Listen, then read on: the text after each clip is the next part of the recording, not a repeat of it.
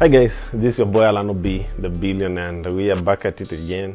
So today I have something new, and we always create new brands and we embrace what we do, and we always associate ourselves with the brands we create. So I have this out, and I think this will be something that I'm developing, and in a few times you will see how it will be. And I can't wait to invite people. We talk about business, money, economics, or economy of the country or the world and everything.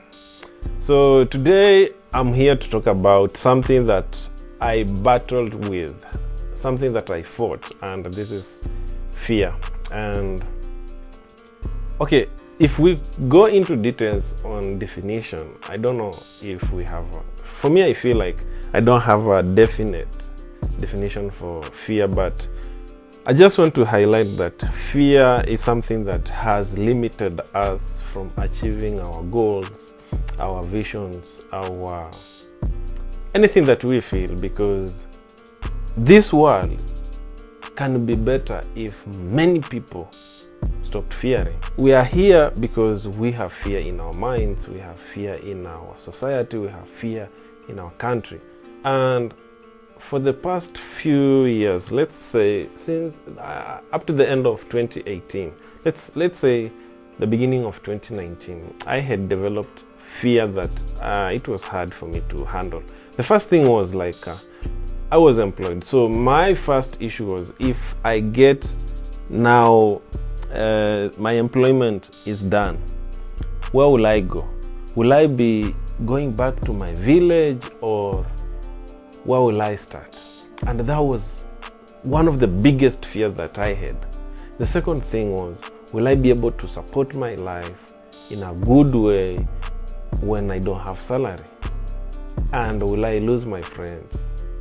Those are some of the things that crippled my mind, and I wasn't able to do, even to think properly. And if you want to think creatively, you have to allow your mind to roam so that you are not limited to some things. So along the way, I have been fearing for many years, many years, and until 2019, when I decided now to start making decisions on what I should do and what I should not do. First, I had to fight what I had, and this was debts.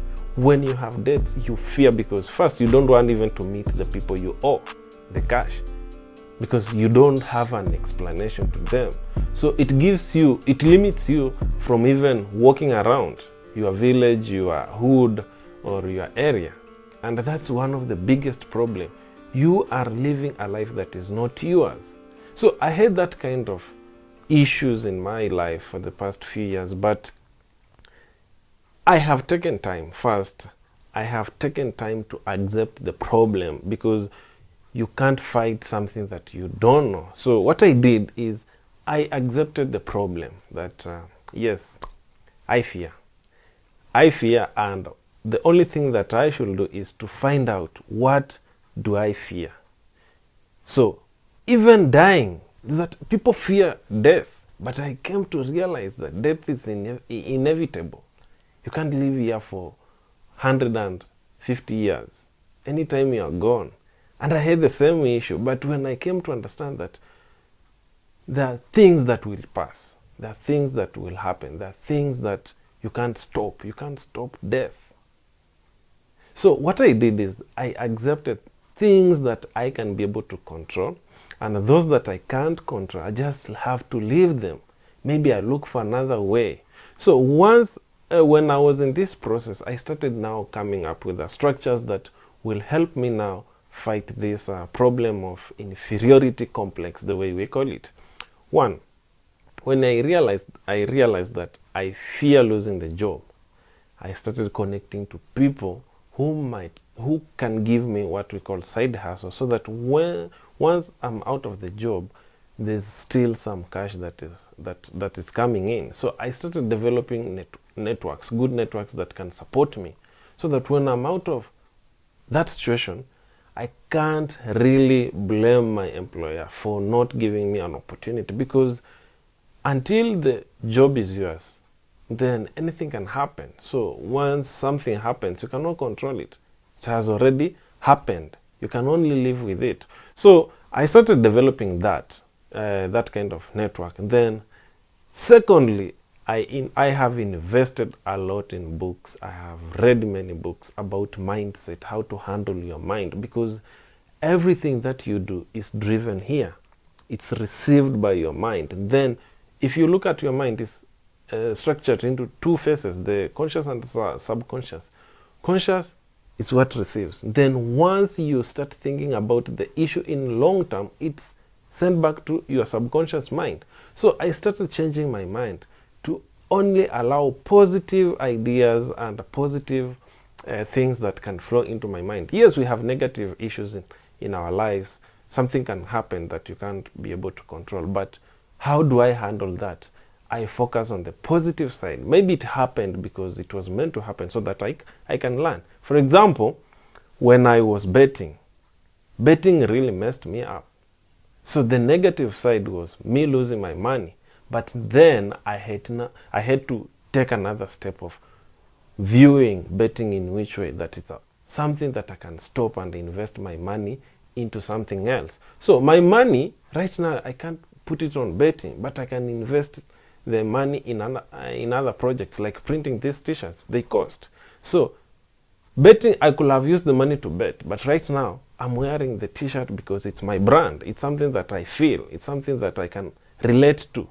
You see, I started seeing things in a different way, with a different analogy and different, like articulating issues from the bigger issue to the smallest. You see, then the other thing is, for sure, you need to have something like backup saving. You see, you can be confident when approaching a certain issue if you literally know that, let's say, for example, many people fear, let's say, even going to car dealers. Why? Because they know they don't have money. But if you literally know you have something in your account, you will step into it. If the car is beyond your budget, you will walk out. But if you literally know that you don't have anything, even the minds of thinking to walk into a shop is very hard. So you fear approaching some issues or some goods or some assets because you literally know you can't afford them. So those steps have really helped me. And the good thing is also associating with good people, like-minded people who think broadly on issues, people who are there to support you, people who are there to encourage you. Because if you don't have people who can encourage you within your circle, then be rest assured that some of the decisions that you will make, they will be, you'll have some regrets. You'll have some regrets because you need guidance, you need mentors, you need people who will give you the way. You don't know everything on this world or in this country. So you have to get people who will direct you. So I've been working with close friends that can give me directions if I'm not wrong, if I'm not doing something that is good. So they give me directions to what I want. And those people, I really appreciate and value them. They have changed my mind. Then people don't appreciate motivational speakers. People don't appreciate those guys. They always feel like those guys are there to take money from them. Really, for me, those guys, they have played a big role in my life. They have. And just one person, Grant Cardone, that guy has really changed me, how I see money. You see, people always say that money is bad. Yes, you're the first person who is bad. You don't know how to handle money. Then money is just a tool. You can't even see money written there. Money is bad. It's your mind. It's your mindset that has already been bad before, or you have very bad impressions on money. Maybe you had a bad experience. So the fear, even people fear having, they don't want even to be billionaires because they think when they have a lot of money, they won't be able, they feel like they will be going against the society. No. Build those businesses. If you want to be a billionaire, for me, for sure, anytime a billionaire. That's why I call myself Alano B the billionaire, because I feel like when I'm in that level, I will be able to help many people. Right now, I can only help like 1 to 2 people. But imagine if my value is in a billion level. Charity homes are run by billionaires. Very few people. Yes, I know we have people who are not billionaires. They do this thing. But if they had opportunity to expand, they can do it.